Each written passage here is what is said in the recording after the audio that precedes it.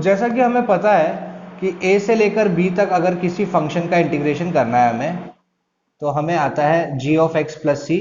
तो upper limit और lower limit लगाने के बाद वो हो जाता है इस तरीके से g of b minus g of a। ठीक है, तो यही concept definite integration as a limit of sum में कैसे इंट्रोड्यूस होता है, तो चलिए डिस्कस करते हैं।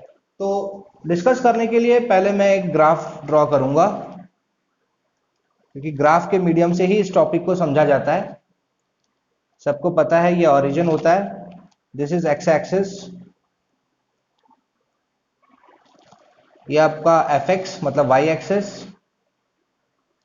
ये नेगेटिव एक्स एक्सिस। ठीक है, चलिए कार्टेशियन प्लेन हमने ड्रॉ किया। मान लेते हैं यहां पर हम कोई कर्व लेते हैं, ऐसा कोई कर्व लिया हमने। ठीक है, ये कोई कर्व है। ठीक है, ये कर्व हमें क्या रिप्रेजेंट कर रहा है, y is equals to F X. ठीक है, y is equals to F X का मैंने एक कर्व लिया कार्टेशियन प्लेन पे, और इसके जो एंड पॉइंट्स हैं उसको यहां पर मैंने इस तरीके से ज्वाइन कर दिया।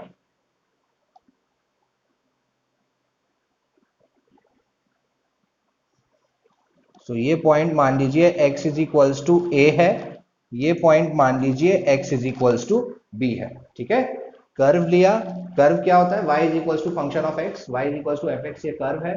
ये point x is equals to a है, ये point x is equals to b है। तो अब आप देखिए ये कर्व कैसा है, ऐसा है। ये कर्व कैसा दिख रहा है हमें, ऐसा दिख रहा है। तो क्या मैं इस कर्व का एग्जैक्ट एरिया बता सकता हूं, नहीं बता सकता। हाँ, अगर ये ऐसा होता ना बिल्कुल लाइन में, तो ये ट्रेपीजियम बन जाता। ट्रेपीजियम का एरिया तो हम बता सकते हैं, है ना, यहां तक इसको स्क्वायर बना देते, इसको राइट एंगल ट्राइंगल बना देते और फिर जोड़ देते। लेकिन हम यहां पे नहीं कर सकते ये काम, है ना, ये क्योंकि ये कर्व है, this is not a straight line, this is a curve. तो कर्व का एग्जैक्ट एरिया तो हम बता नहीं सकते। एग्जैक्ट एरिया हम ऐसे शेप का तो बता नहीं सकते। तो अगर रेक्टेंगल होता, स्क्वायर होता, तो मैं एग्जैक्ट एरिया बता देता। मतलब मेरे को क्या बताना है, मुझे बेसिकली ये पूरे स्पेस में कितना उसने जगह ऑक्यूपाई किया ए से लेकर बी तक, मुझे ये बताना है। तो क्योंकि ये कर्व है, तो कर्वेचर का तो हम एग्जैक्ट एरिया नहीं बता सकते ना। तो इसका एरिया निकालने के लिए मैं क्या करूं, तो इसका एरिया निकालने के लिए क्या किया जाता है, मैं यहां से लेकर यहां तक का जितना भी पोर्शन है उसको ये छोटी छोटी लाइंस में बनाता हूं। ऐसे लाइन बनाई, बहुत सारी लाइंस बना देता हूं मैं।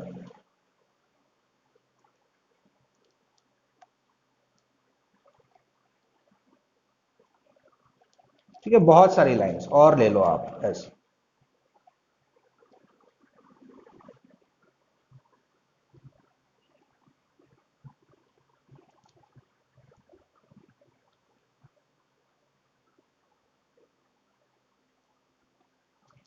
क्या किया मैंने, यहां से लेकर यहां तक का जो ये पार्ट था उसको मैंने n नंबर ऑफ लाइंस, है ना, बहुत सारी लाइंस है ना, तो यहां पे मैंने n number of lines n number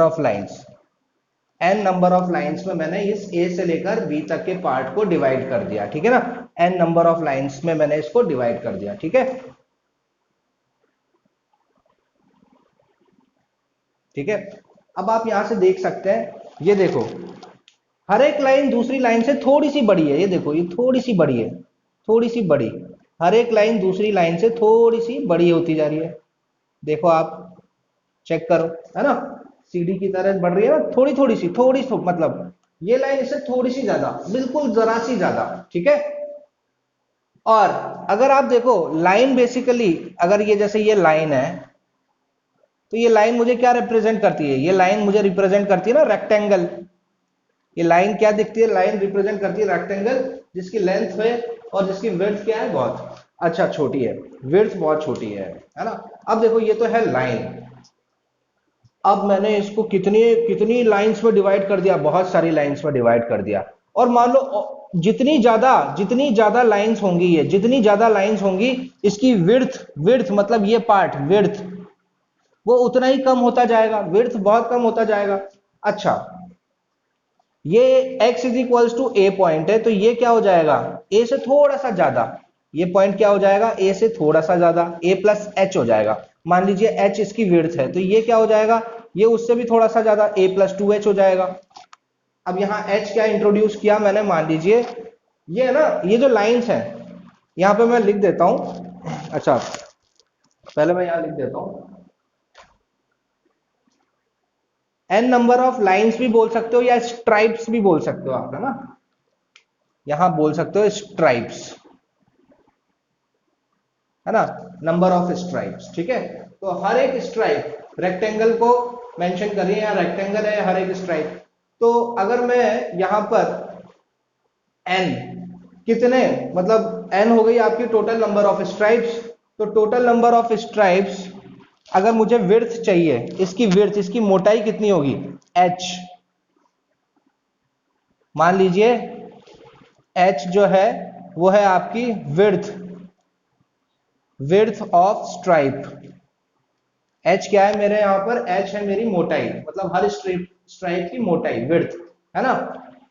अच्छा लेंथ तो हमें पता चली जाएगी, देखो यहां से लेकर यहां तक की लेंथ, अगर ये x इज a है तो ये पार्ट क्या हो जाएगा, ये वाला पार्ट क्या, अगर ये x इज a है तो ये क्या हो जाएगा, fa हो जाएगा, है ना। देखो ना ये x इज a है तो ये y इज fx है, तो इस पॉइंट पे फंक्शन की वैल्यू क्या हो जाएगी, fa। फिर ये a से थोड़ा सा ज्यादा है, मतलब a प्लस एच, तो a प्लस एच ये क्या हो जाएगा, x is a plus H, और यहाँ पे फंक्शन की वैल्यू क्या हो जाएगी, f of a plus H, है ना। अच्छा ये बताता हूं मैं, h आपकी विड्थ ऑफ स्ट्राइप है, n क्या हो जाएगा, n, है ना, n बेसिकली यहां पर क्या है, नंबर ऑफ स्ट्राइप्स है। तो क्या मैं ये बोल सकता हूं, h अगर मुझे विड्थ निकालनी है तो क्या मैं ये बोल सकता हूं, विड्थ क्या होगी, विड्थ होगी आपकी this b minus a divided by n, क्या होगी विड्थ, इसको ध्यान से देखिए, ये h है, h क्या हो गया, विड्थ हो गया, विड्थ का क्या फॉर्मूला मैंने यूज किया, b माइनस ए अपॉन कितने टोटल नंबर ऑफ स्ट्राइप्स हमने लिए, उससे हमें विड्थ का पता चलेगा। बिल्कुल ध्यान से देखते जाइए ये सब चीजें, बॉक्स बना देता हूं मैं ये, है ना, यहां से लेकर यहां तक मुझे इंटीग्रेट करना है, मतलब इस एरिया का कर्व निकालना है। ये है x is equals to A, ये है x is equals to B, ये x is equals to A है तो यहाँ पे फंक्शन की a पर वैल्यू मिलेगी, ये fa हो जाएगा। फिर मैंने यहां से लेकर यहां तक का एरिया निकालने के लिए उसको n number of stripes, n मतलब ऐसे नहीं है कि मैंने 10 स्ट्राइप लगाई या 20, n बहुत सारी स्ट्राइप्स, मेरे को पता नहीं है कितनी, बट एक छोटा सा लॉजिक मैं ये समझ सकता हूं कि जितनी ज्यादा स्ट्राइप्स होंगी, अगर मान लो जितनी ज्यादा स्ट्राइप्स होंगी, जितने ज्यादा भागों में आप इसको ब्रेक करते जाओगे, जितनी ज्यादा स्ट्राइप्स होंगी विड्थ उतनी ही छोटी होती जाएगी। चेक करिए आप, देखो, और अगर आप इसको और स्ट्राइप्स में बांटोगे ना, ये पार्ट छोटा होता जाएगा, विड्थ छोटी होती जाएगी, विड्थ क्या होती जाएगी, छोटी होती जाएगी, है ना। अच्छा अब एक चीज नोटिस करने वाली बात है, अब मुझे यहां से लेकर यहां तक का एरिया निकालना है। अब देखो हर एक स्ट्राइप रेक्टेंगल को मेंशन करती है, विड्थ मेरा पता चली गया है, लेंथ कैसे पता चलेगी, लेंथ क्या हो जाएगी, ये हो गई ना लेंथ, फंक्शन की a पर वैल्यू इज लेंथ, और ये हो गई विड्थ, फंक्शन की a पर वैल्यू मतलब fa। अब हर एक के लिए अगर मैं इंडिविजुअली देखूंगा तो fa मेरी लेंथ हो जाएगी, फिर ये a, ये क्या हो जाएगा, ये वाला पॉइंट ये थोड़ा सा ज्यादा है तो यहां पर ये हो जाएगा a प्लस एच, तो ये वाला पॉइंट हो जाएगा मेरा, सेकंड वाली लाइन हो जाएगी f of a plus H. जैसे ये थर्ड स्ट्राइप की अगर मैं बात करूंगा तो ये हो जाएगा a प्लस टू एच, और उसकी हाइट कितनी हो जाएगी, f of a plus two H, ठीक है ना। इसी तरीके से लास्ट, अब देखो, अब यहां पर इतना लॉजिक समझने के बाद, अच्छा मैंने विड्थ का कैसे निकाला, ये माइनस ये upon total number of stripes, this minus this upon total number of stripes. तो अगर इसकी विड्थ निकालनी थी तो मैं क्या करूंगा, ये माइनस ये अपॉन उसके बीच में कितनी स्ट्राइप है। अच्छा, और फिर मैंने आपको ये बताया कि जितनी ज्यादा नंबर ऑफ स्ट्राइप्स होंगी उसकी विड्थ क्या होती जाएगी, और छोटी होती जाएगी। आप n को बढ़ाओ, h क्या हो जाएगा, छोटा हो जाएगा। इसको लिमिट के फॉर्म में कैसे लिखूं, ये देखो, as n tends to infinity h tends to zero. क्या ये बात आपको समझ में आई, बहुत ही इंपॉर्टेंट, सिर्फ यही है समझने का। इस डेफिनेट इंटीग्रेशन में as a limit of sum में ये है मेन कॉन्सेप्ट। जितनी ज्यादा आप नंबर ऑफ स्ट्राइप्स लोगे, यानी जितनी ज्यादा मतलब अगर मान लो आप n number of stripes infinite को टेंड कर रही है, मुझे पता नहीं कितना, जितना ज्यादा होगा मुझे पता है h उतना ही छोटा होता जाएगा।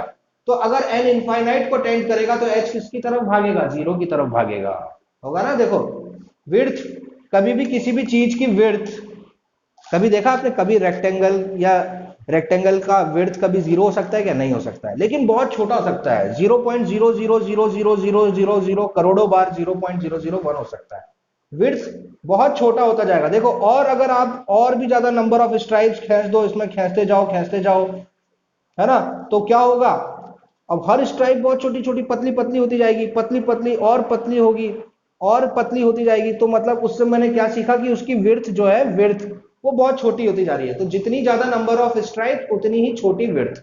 तो as n tends to infinity h tends to zero, ये बहुत इंपॉर्टेंट चीज है। अब मुझे निकालना है a से लेकर b तक का fx, और हर एक स्ट्राइप क्या रिप्रेजेंट कर रही है, हर एक स्ट्राइप रेक्टेंगल रिप्रेजेंट कर रही है। तो मुझे पता है एरिया ऑफ रेक्टेंगल, बचपन से पढ़ते आ रहे हैं, एरिया ऑफ रेक्टेंगल क्या होता है, लेंथ इनटू ब्रेड्थ, ठीक है ना। अब देखिए कैसे मैं निकालूंगा। तो ये a से लेकर b fx dx बेसिकली है क्या, मैंने आपको बताया ना, ये एरिया ही तो होता है, एरिया अंडर द कर्व।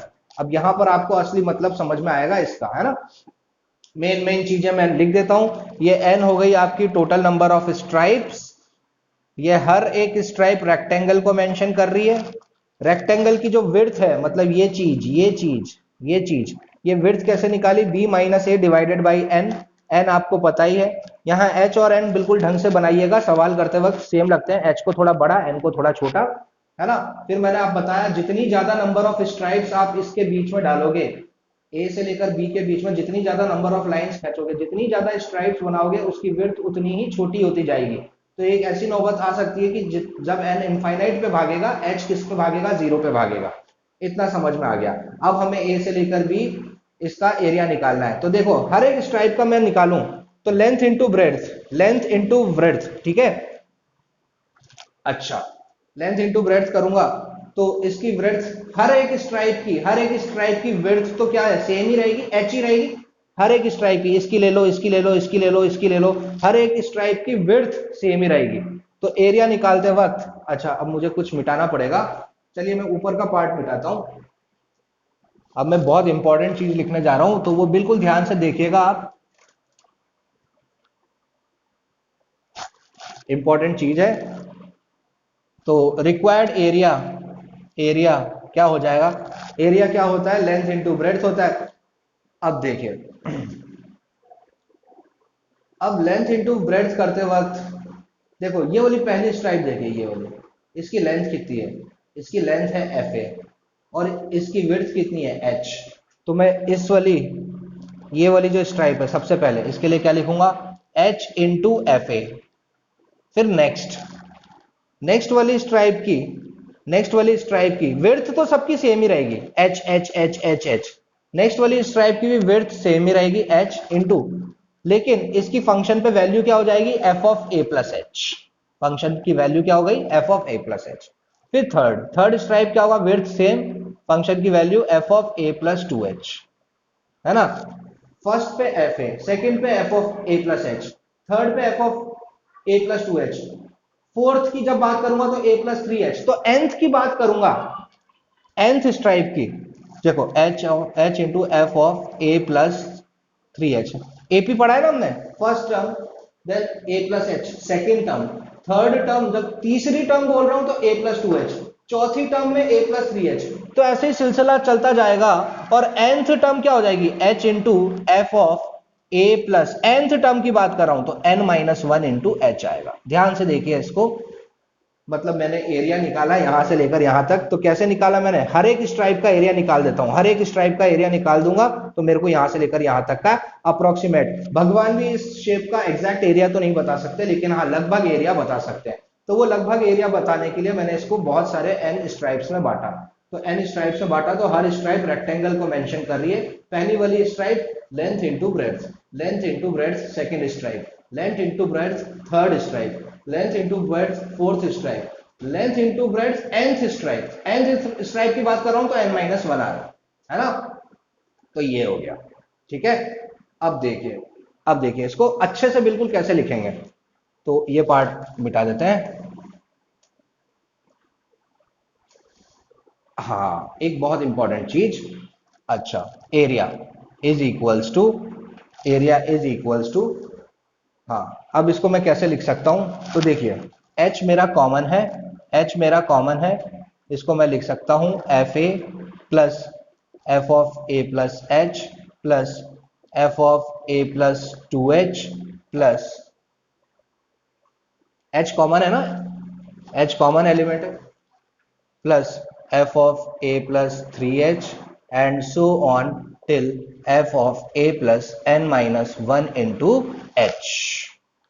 ये हो गया मेरा रिक्वायर्ड एरिया।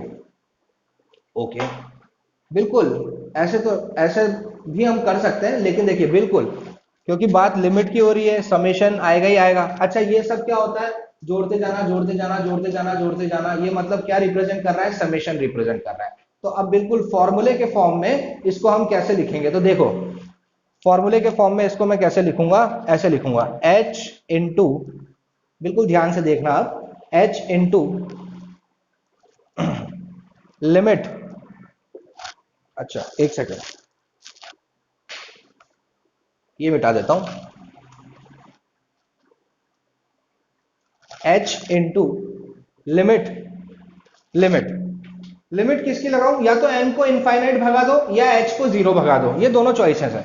तो limit n tends to infinite और h टेंड्स टू जीरो, या और ये आपके पास चॉइस है, या तो n की लिमिट लगा रहे हो तो इनफाइनाइट पे भगाओ, h की लिमिट लगा रहे हो तो जीरो पे भगाओ। अगर आप h की लिमिट लगाना चाहते हो तो पूरा सवाल h में बदल जाएगा। ये h क्या है, ये h आपका b minus A upon N है। अगर n की लिमिट लगाना चाहते हो तो h को आपको क्या लिखना पड़ेगा, b minus A upon N. वापस बोलता हूं, अगर n की लिमिट लगाना चाहते हो n टेंड्स टू इंफिनिटी तो आपको h क्या लिखना पड़ेगा, b minus A upon N. ये b क्या है, a क्या है, b is the upper limit, a is the lower limit, आसानी से h निकल जाता है। n क्या है, टोटल नंबर ऑफ स्ट्राइप्स। तो अगर n के सवाल n के फॉर्म में घुमाना है तो n tends to infinity, h के फॉर्म में घुमाना है तो h tends to zero, h के फॉर्म में घुमाना है तो h, यहां पर h आएगा, n के फॉर्म में घुमाना है तो क्या आ जाएगा, यहां पर b minus A upon N आ जाएगा, ठीक है। तो h common element into limit n tends to infinity या h टेंड्स टू जीरो, है ना, समेशन, समेशन, हाँ। अब देखो मैं एक बहुत अच्छी चीज लिखने वाला हूं जो हमने सीक्वेंस सीरीज में पढ़ा था ना, समेशन, यहां लिख रहा हूं मैं, summation r starts from zero goes till n f of a plus r H. ये है, इस तरीके से हम एरिया निकालते हैं। बहुत ध्यान से देख लीजिए इसको, कोई बड़ी बात नहीं है। ये जो मैंने ये बहुत बड़ी चौड़ी जो लंबी चीज लिखी है ना, ये लंबी सी चीज, इसको शॉर्ट में लिखने का तरीका है ये, h बिल्कुल h, और ये जो है addition addition addition addition addition मतलब समेशन। तो इसको समेशन के फॉर्म में कैसे लिख दिया मैंने, लिमिट, ये देखो कोई चमत्कार नहीं हुआ है, सब यहीं से आया है, limit n tends to infinity या फिर h tends to zero, summation r starts, r की गाड़ी कहां से शुरू हुई, जीरो से। तो देखो ना, जीरो डालूंगा तो क्या मिल जाएगा, a मिल जाएगा, देखो देखो देखो, जीरो डालूंगा यहां पर तो a plus zero into H A, फिर मैं नेक्स्ट नंबर वन डालूंगा तो वन डालूंगा तो क्या आ जाएगा, f of a plus h, फिर नेक्स्ट नंबर में टू डालूंगा f of a plus two h आ जाएगा, फिर थ्री डालूंगा f of a plus three h आ जाएगा, है ना, n डालूंगा तो f of a plus n h आ जाएगा, ठीक है ना। अगर मैं r स्टार्ट फ्रॉम वन करता तो सीधे क्या आता, r की वैल्यू अगर मैं वन से स्टार्ट करूंगा तो मेरे को पहला नंबर क्या मिलेगा, f of a plus H, लेकिन मेरे को पहला नंबर क्या चाहिए, f ऑफ a, इसलिए मैं गाड़ी जीरो से स्टार्ट कर रहा हूं। तो आई होप ये समझ में आया होगा आपको। एरिया मतलब एरिया मतलब समेशन भी बोल सकते हैं आप, समेशन। अरे भाई कौन सा समेशन, कहां से कहां, आपको सिर्फ ये था कि यहां से लेकर यहां तक इसने कितनी जगह ऑक्यूपाई की, क्योंकि ये कर्वेचर है। अब भाई ऐसे टाइप के कर्वेचर का हम एग्जैक्ट एरिया, हाँ लाइन होती तो मैं सीधा बता देता, एग्जैक्ट एरिया बता देता इसको, लेकिन कर्वेचर का एग्जैक्ट एरिया हम नहीं बता सकते डायरेक्टली, इसीलिए मैंने किसकी हेल्प ली, लिमिट की हेल्प ली। कैसे हेल्प ली, वापस एक छोटा सा रिवीजन है ना, यहां से लेकर यहां तक मैंने उसको n नंबर ऑफ स्ट्राइप्स में बांट दिया, और मैंने देखा कि जितनी ज्यादा स्ट्राइप्स में बनाऊंगा, है ना, उसकी विड्थ उतनी ही छोटी होती जाएगी, मोटाई, विड्थ मतलब मोटाई, ये चीज। विड्थ और छोटी हो जाएगी जितने ज्यादा स्ट्राइप्स होंगे। तो मैंने ये सोच लिया अगर ये स्ट्राइप्स इनफाइनाइट को टेंड करेंगे तो विड्थ जीरो की तरफ भागेगा, है ना। जीरो तो कभी हो नहीं सकती लेकिन भाग सकते ना, लिमिट हमने पढ़ा था। और ये विड्थ निकालते कैसे, मोटाई किसी भी स्ट्राइप की निकालनी है तो क्या कर दो आप, and point minus initial point divided by total number of stripes, जितनी भी स्ट्राइप, उससे हमें विड्थ पता चलती है ना। फिर उसके बाद ये देखो, उसके बाद क्या है, अब हर एक स्ट्राइप की इंडिविजुअल, क्योंकि हर एक स्ट्राइप रेक्टेंगल को मेंशन कर रही है, तो इन सारे रेक्टेंगल्स का एरिया निकाल के अगर मैं उनको जोड़ दूं तो मेरे को यहां से लेकर यहां तक का इंटीग्रेशन पता चल जाएगा। क्या बोला मैंने, सारे रेक्टेंगल्स का, सारी स्ट्राइप्स के रेक्टेंगल, सारे स्ट्राइप्स रेक्टेंगल को मेंशन कर रही है, रेक्टेंगल यहां पे बता रही है, तो इन सारी स्ट्राइप्स का इंडिविजुअली अगर मैं इंडिविजुअली एरिया निकाल दूं और सबको जोड़ दूं तो मुझे इस यहां से लेकर यहां तक का एरिया पता चल जाएगा। तो पहली वाली स्ट्राइप यहां से दिख रही है, लेंथ इंटू ब्रेड्थ, लेंथ क्या हो जाएगी, ये चीज फंक्शन की ए पर वैल्यू, फंक्शन की ए पर वैल्यू क्या होगी, एफ ए, तो ये हो गई लेंथ। और ब्रेड्थ तो हमें पता ही है, ब्रेड्थ सबकी सेम रहेगी, एच एच एच एच, है ना। फिर फंक्शन की ए प्लस एच पे वैल्यू, ए प्लस एच, ब्रेड्थ सेम, है ना, इस तरीके से। फिर एच एक कॉमन एलिमेंट है सब में, ये इस तरीके से हो गया। अब फिर इस चीज को समेशन के फॉर्म में लिखने का तरीका है, एन इनफाइनाइट पे भाग रहा है या एच जीरो पे भागेगा, summation r starts from zero goes till n f of a plus r h. तो ये नोट डाउन कर लीजिए, स्क्रीनशॉट ले लीजिए आप बेसिकली इसका, बहुत ही इंपॉर्टेंट है। तो इस पे बेस्ड मैं आपको एक एग्जांपल आज करवाऊंगा और बाकी बातें हम इसके ऊपर नेक्स्ट लेक्चर में करेंगे, बिल्कुल देख लीजिए। अच्छा, एग्जांपल से पहले जो इंपॉर्टेंट चीजें हैं समेशन यानी ये लिमिट ऑफ अ सम के सवाल करने के लिए जो इंपॉर्टेंट चीजें हमें पता होनी चाहिए, पहले मैं वो बताता हूं, फिर हम सवाल डिस्कस करेंगे, ठीक है।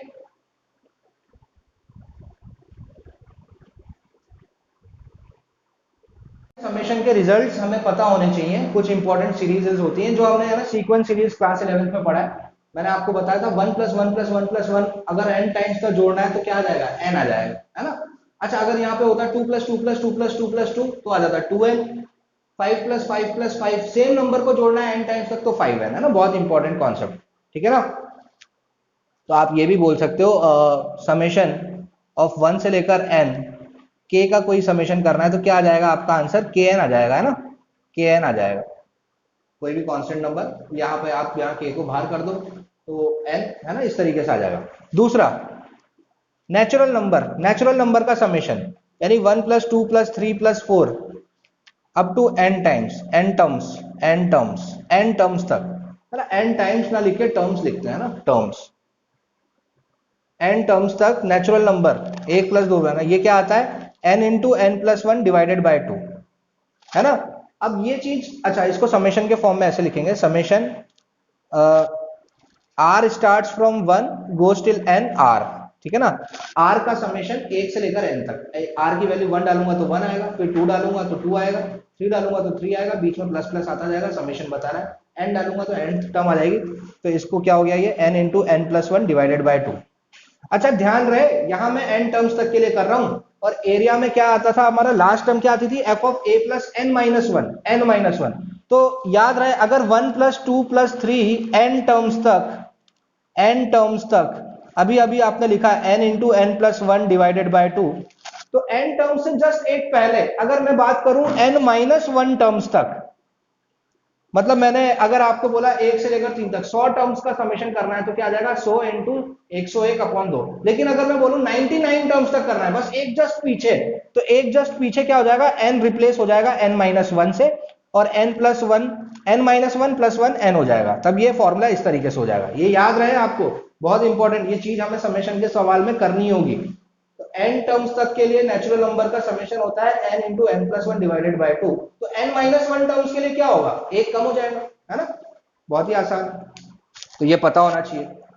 अच्छा, तीसरी चीज क्या, इसी तरीके से थर्ड है आपका नेचुरल नंबर के स्क्वायर, मतलब मैं यहीं पे लगा देता हूं, 1 का स्क्वायर, 2 का स्क्वायर, 3 का स्क्वायर, 4 का square up to n terms.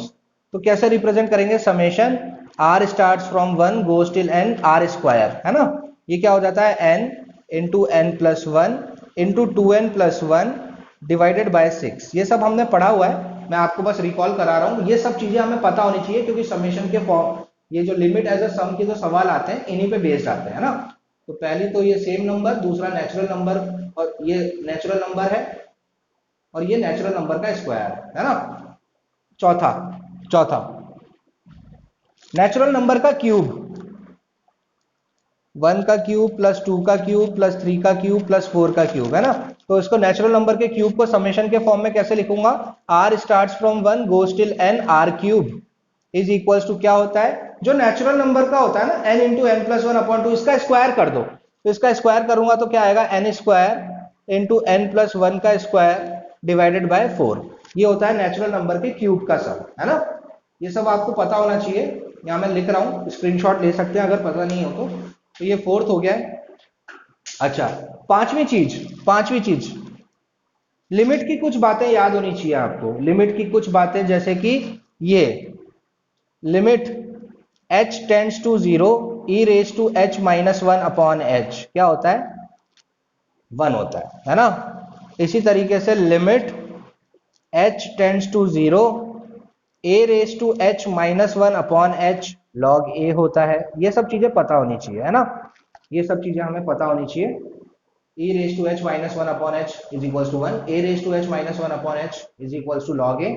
Next जो आपको पता होना चाहिए वो ये जीपी की sum of n terms in a GP, geometric progression में Sn कैसे निकालते थे।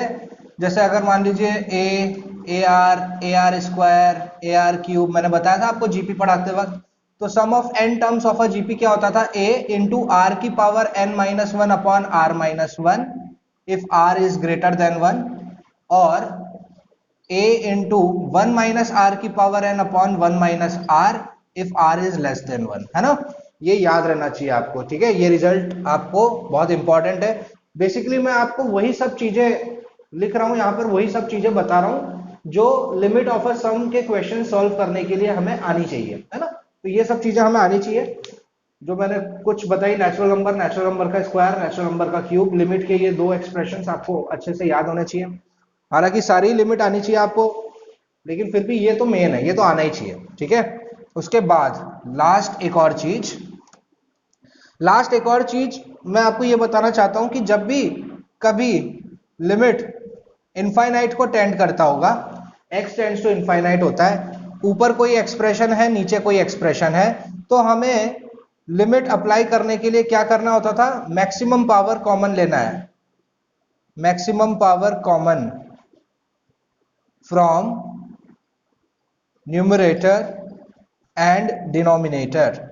जैसे मान लीजिए अगर दे रखा है limit x tends to infinite x square plus x minus one divided by 2x square plus 4x minus 3, तो मुझे क्या करना होगा, एक्स स्क्वायर को ऊपर नीचे से कॉमन लेना होगा।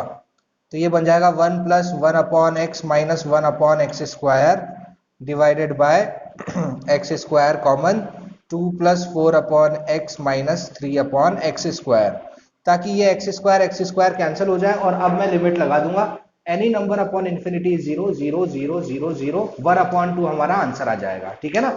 तो याद रहे कॉन्सेप्ट, जब भी आप इन्फिनिटी की लिमिट यूज करना चाहते हैं लिमिट ऑफ अ सम के क्वेश्चन को सॉल्व करने के लिए, तो मैक्सिमम पावर को कॉमन निकालिए, ठीक है। तो ये सब था बेसिक, मैंने आपको बताया लिमिट ऑफ अ सम ए से लेकर बी तक अगर किसी फंक्शन को इंटीग्रेट करना है तो कैसे हमने उसको n नंबर ऑफ स्ट्राइप्स में बांटकर रेक्टेंगल बनाया और सारे, है ना, n नंबर ऑफ रेक्टेंगल्स को जोड़कर उसका एरिया निकाला, है ना। और अभी उस पर बेसिकली हमने क्वेश्चंस नहीं किए हैं। क्वेश्चन करने के लिए जो चीजों की जरूरत है, जो चीजें हमें याद होनी चाहिए, जो चीजें हमें आनी चाहिए, वो चीजें मैंने यहाँ पर लिख दी है। और अब हम नेक्स्ट लेक्चर में definite integration as a limit of sum पे बेस्ड कुछ एग्जांपल्स करेंगे और फिर आगे प्रोसीड करेंगे। So thank you so much for watching, have a nice day and I will see you guys in the next lecture. Bye.